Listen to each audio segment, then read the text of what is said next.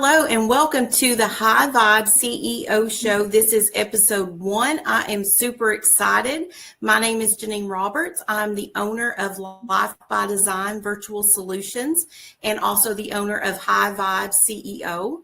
And what we do at High Vibe CEO is we help women who are wanting to be entrepreneurs or who are current entrepreneurs who want to grow a successful business.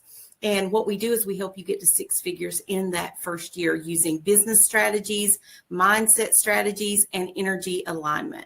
And today I am so excited to welcome my friend and amazing powerhouse leader, Karen Colligan, to the show. She is the owner of PeopleThink. Karen, welcome.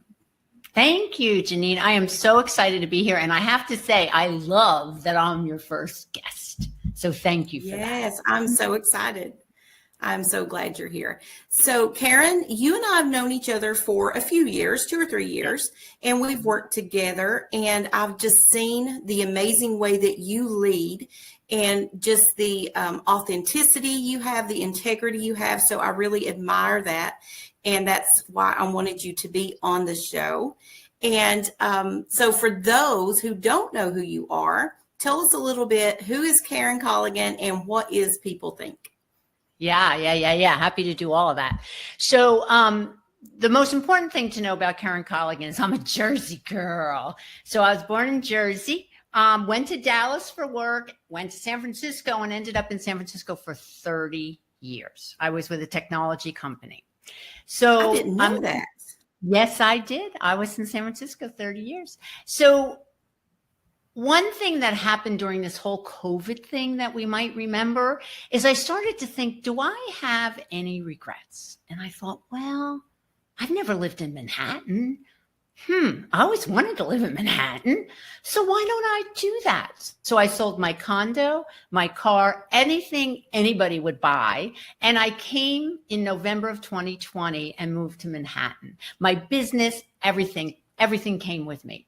So it was really an exciting time for me because I recognized that, you know what? Who wants to have regrets? And because I'm an entrepreneur, because I have PeopleThink, my clients don't care where I am. So I was able to do that. And now I'm closer to my family. I have friends from grammar school that I am still very, very close with. So that's just a little bit about who Karen is. So it gives you a flavor for why I would have started PeopleThink or how I started PeopleThink. So I'll just tell you from a PeopleThink perspective. So I'm in technology and I'm handling the people side of the house. I am not a technologist, I promise. So I have a quick question. Has your business, has it always been virtual? No. Oh, okay. Okay. So tell us more.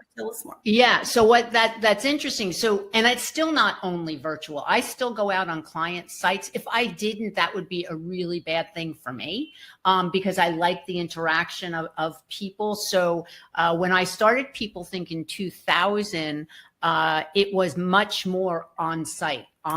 So that's yeah. I mean, it was different in 2000 because PeopleThink is 25 years old, if anybody can believe it. Yeah. We didn't really have virtual companies in 2000. No. So when I left tech and started my own business, I never wanted to be an entrepreneur. I didn't really, that wasn't like my dream. Well, I will tell you though, that happened is I recognized I really wanted to do things, Genean, my way. And so what does PeopleThink do? We have never wavered. It is, we design people initiatives to help organizations attract, develop, and retain talent. End of story. Now, how do we do that? Our signature program, Keep It Real Leadership, focuses on that new leader. It's the leader who really hasn't had any experience and really wants to be confident and competent. So we have a whole 3-month program around that. So we really love being able to do our coaching work, our leadership work, our team development work. And like I said, we just never wavered. And as I said, we made 25 years. And the best thing I can say is we made 25 years because people do not think. End of story. That's why I'm in business. What do you mean by that? What I mean is people do things without a lot of thought behind it. I mean, I'm in all types of organizations. I'm in tech, biotech, pharma. I mean, you name it, I'm in it. And people are not always on their best behavior or thinking about what's the outcome. Who is this for? People might live in silos. They don't recognize that their actions might impact the end result. The project might not happen if I'm not doing the deliverable. So that's where I mean that people don't always think about the end result of their actions. Yeah. So you kind of do that for them in this, or you teach them how?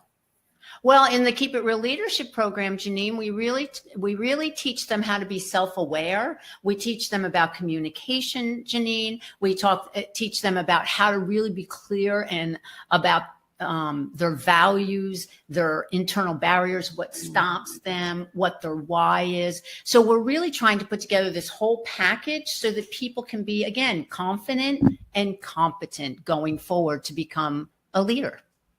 Wow. No, that's amazing. And I didn't know the complexity. I didn't know all of those pieces. So thank you for sharing. And there's something I do not want to pass over. This is a pivotal year, 25 years. That's huge. How are you celebrating? Tell me how you're celebrating. Oh, I've been celebrating.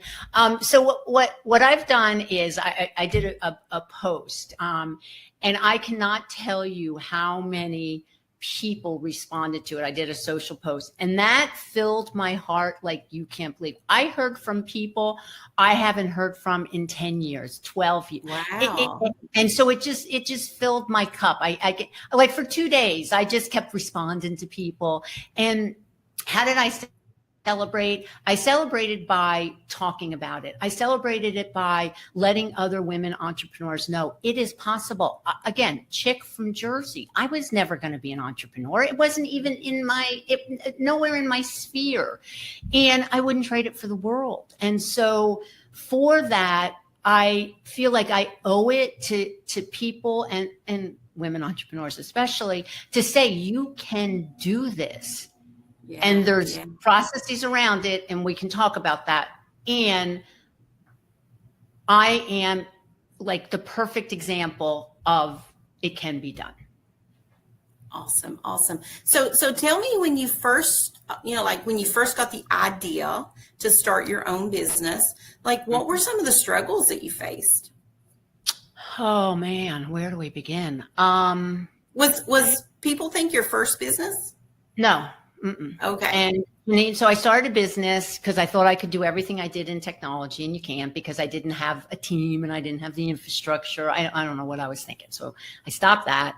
I joined a small consulting house as a partner, which was really great. And I really started to get my feet a little wet. And I thought, okay. So then in 2000, I started PeopleThink, and really I never looked back. Now, what I will say, if I were to do this over again, and one of the things that I've really learned from a place of wisdom, I will say, is that I wish that I had reached out to a entrepreneur who had built a business from nothing to help me get my head around all of this. What does it mean to build processes? What does it mean to be very clear about your service offering? What does it mean about pricing? Who's your competition?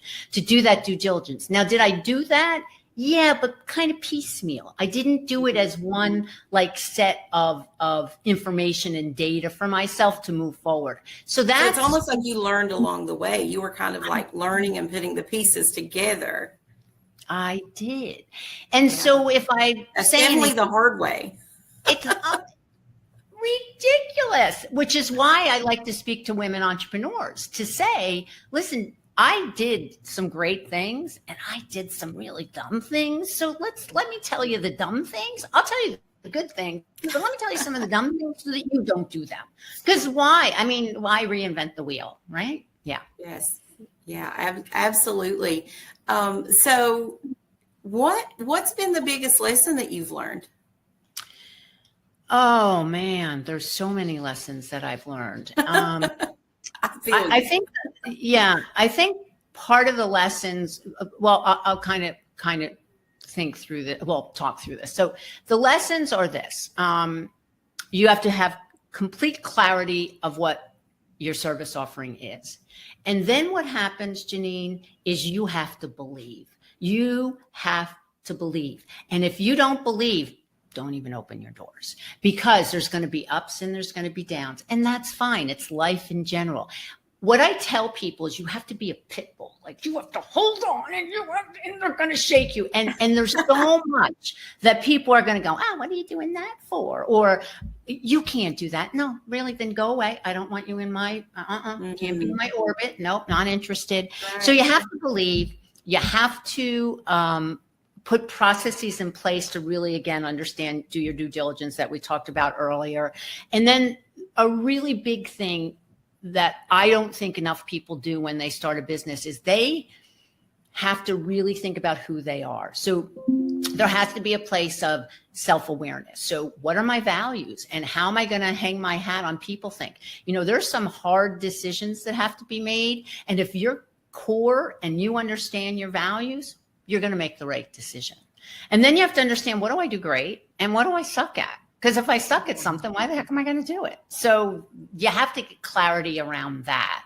And I don't think enough people do that. So they go in like, oh, I'm going to do this. Well, if you don't know who you are, how are you going to deliver for your client? How are you going to be consistent with your client? So I think that's a really big thing. And then relentless learning. You cannot stop learning. And people say, oh, I'm my business. Oh, I know this. No, you really don't. The trends change, industry change, relationships change. It just, you have to be curious and put that curiosity hat on and learn. And then you have to adjust. Like, there's many times through these 25 years, I was like, oh, I'm so smart. And then all of a sudden it's like, oh, I'm not that smart. I got to adjust. I got to shift. I got to change. Yep. And so, you have to listen. You really have to listen. Yeah. And sometimes you have to see that, maybe something you started doing isn't working and you need to pivot. And I've seen people, just really struggle with that because they're like, no, I really want to make this work. Well, sometimes you have to pivot. Sometimes you have to, call it a loss in a sense. Yeah.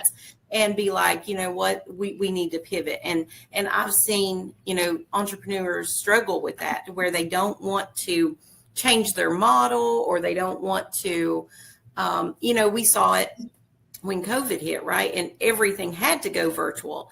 Well, there was some people resisting that because they didn't think their business could be ran virtually. And, but they were not really given a choice, right? At that point. A lot of businesses had to go virtual to survive. And what that taught so many people, and I learned a lot of lessons from that too, is that we can shift, we can make those changes, we can pivot.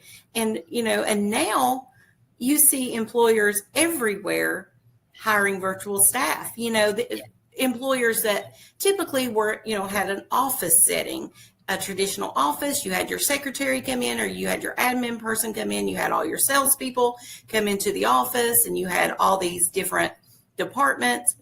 And now you see a lot of them are outsourcing that and hiring, virtual workers, because first of all, it's money saving, because they're not paying for all of that overhead that they would pay for at an office. And so it was a forced pivot, but it was doable. And now, 5 years later, I think there's a lot of businesses out there saying, oh, well, I guess it could be partially virtual or fully virtual. So I think having that mindset of seeing where there's things that need to change, and then being willing to make those shifts and do those pivots. And and that's something I've seen. So I'm glad that you were mentioning something similar. So have you seen that in the last few years? Oh, okay, perfect. Yeah, because this is what I was going to say. I didn't mean to cut you off there, but no, go right ahead. Yeah, yes. So when I say, relentless learning, be curious, look at the trending, what's happening in the industry. I mean, that's what we all have to do. It doesn't matter what you do for a living. It doesn't matter if you're in corporate, not in corporate, entrepreneur, woman, man, doesn't matter. You really have to be paying attention to the trends. Because if you think about what you just talked about, what happened during COVID and how everybody had to work from home and a lot of people did not know what they were doing. There are businesses that are out of business because they didn't pivot, because they didn't pay attention to the industry, because they weren't looking outside and saying, okay, what is really going on? Oh, this is only going to take 2 weeks. Oh, now it's only going to take 2 months. Oh my goodness, it's 6 months. And they didn't have any cash flow because they were not open. They didn't keep their eyes open and willing to shift. So again, as you grow in your business, you start to recognize signs sooner, and then you can make shifts sooner rather than later so that you can last 25 years. Basically. Yeah, stay ahead of the game for sure.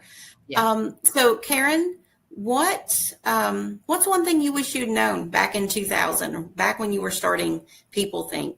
What's something, if you could go back and talk to Karen from 25 years ago, what kind of advice would you give her? Well, the advice, being naive is a good thing. Not knowing everything is a good thing. I started, again, a business before this, and I didn't know anything then. So by the time I started PeopleThink, I had some idea under my belt. And again, I worked in a small consulting house, so I was able to watch how they were building. So what I would say is, if you have an idea, and if you get clarity around you from a self-awareness and you understand your service offering and, what we talked about, competition, pricing, those kinds of things, just do it. It's never going to be perfect. It's what we were talking about, Genean, in the green room. I mean, it's never going to be perfect. Just go, just do it. And if you do and put one foot in front of the other, don't be looking like, oh, next week. No. When one foot in front of the other, and just keep building your momentum. And then what happens, it's like the momentum principle. It's like that little snowball on the top of the hill. And as it goes down, it gets bigger and bigger and bigger. That's what you want to be thinking about, is how do I get to the momentum principle? So the only way you do it is one foot in front of the other, and it's never going to be perfect. Never going to be perfect. However, every morning, one foot in front of the other. One foot in front of the other, absolutely. And what Karen's talking about is my lighting. As you can tell, it's a little dark. I've got my ring light. I couldn't get my lighting perfect. And that's one thing I've seen with a lot of entrepreneurs or aspiring entrepreneurs that I've worked with, is they want to have everything perfect. They think that all of these things are so important, and they are to a point, but it keeps them from moving forward. I actually have a past client that I worked with, and I was coaching her on she wanted to start just a little business, finding a couple clients, doing some work. Her background was HR, and she wanted to get out of her full-time HR job. And so she wanted to find a couple clients that she could work from home and, work on her own time, those kinds of things. So I was coaching her through that. So she wanted to start a business, but she wasn't even looking for like hundreds of thousands of dollars. She was just looking for a couple thousand a month, right, to replace her income so she could stay home. And this has been a couple years ago. And we had a couple of sessions, and she kept saying, well, I've got to figure out my business name, and I've got to figure out my branding colors, and I've got to figure out, I've got to get a website. And I'm like, yes, all those things are important, but you have to start taking steps now. And it's a year and a half, maybe, 2 years later, she's still in that job, and she's still not moved forward.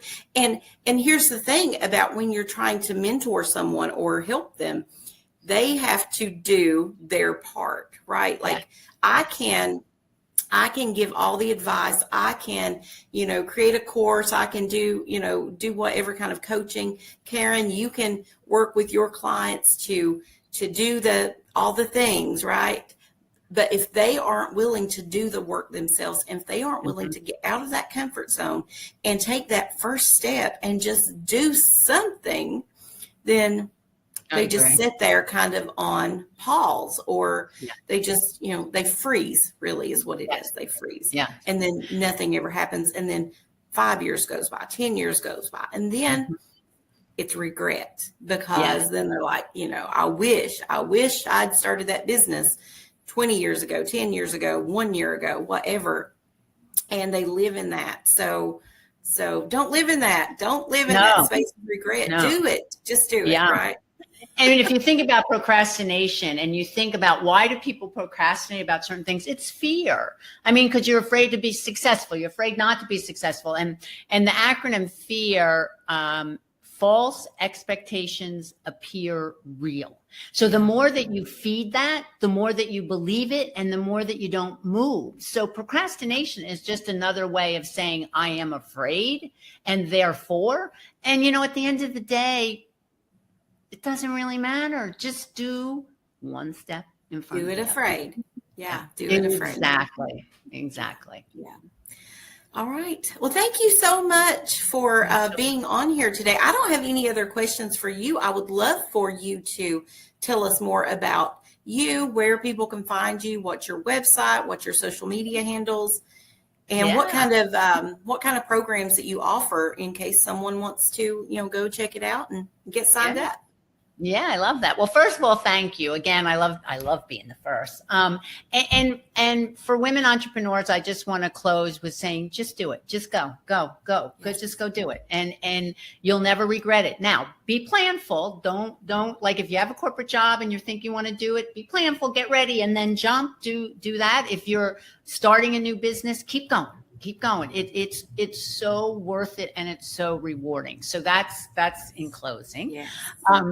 And then about me. So PeopleThink's website is PeopleThink.biz, and there's all kinds of goodies on it. I do a podcast called Let's Talk Leadership, and I've talked to a lot of leaders, so you can go listen to that, and it's on YouTube and all those other good places. Our signature program, we talked a little bit about it, Genean, is Keep It Real Leadership. And it's really for that new leader. So if there's organizations who really are thinking, I really want to get my leaders ready, Keep It Real Leadership. And it's just like me. It's just so Jersey. It's like, do this, do this, do that. It's not a lot of theory. Just do the stuff, and you're going to come out the other end, and you're going to have a package of information about yourself and leadership. I do executive coaching. What else do I do? Oh, lots of team stuff, team development, make them high-performing teams. And at the end of the day, I love to chat, if you can't tell.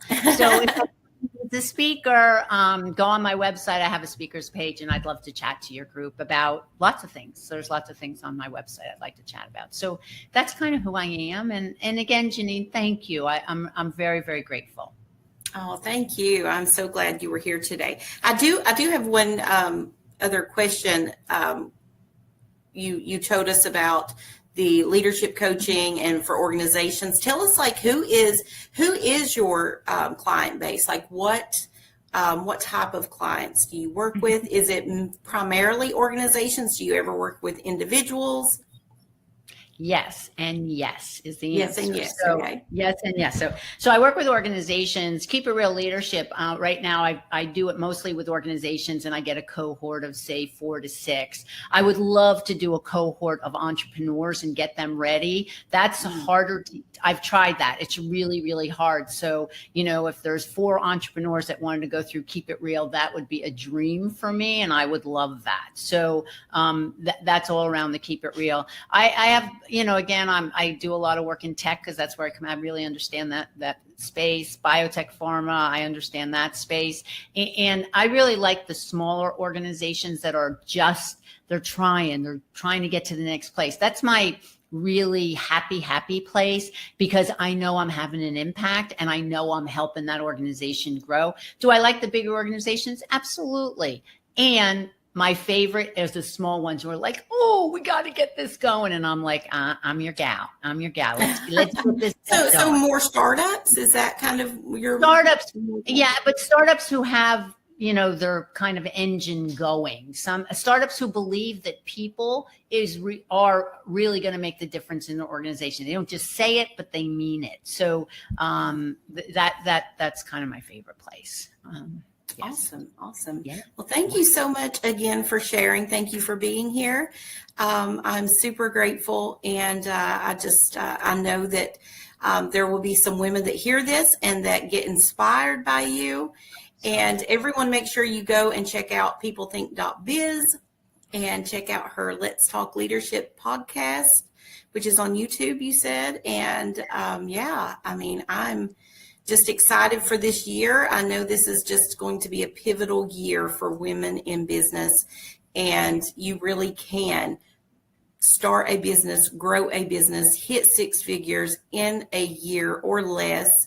That's what I did. I hit 6 figures my very first 10 months, and it's absolutely possible. It just takes consistency and dedication and determination, and finding that right leader to mentor you or coach you.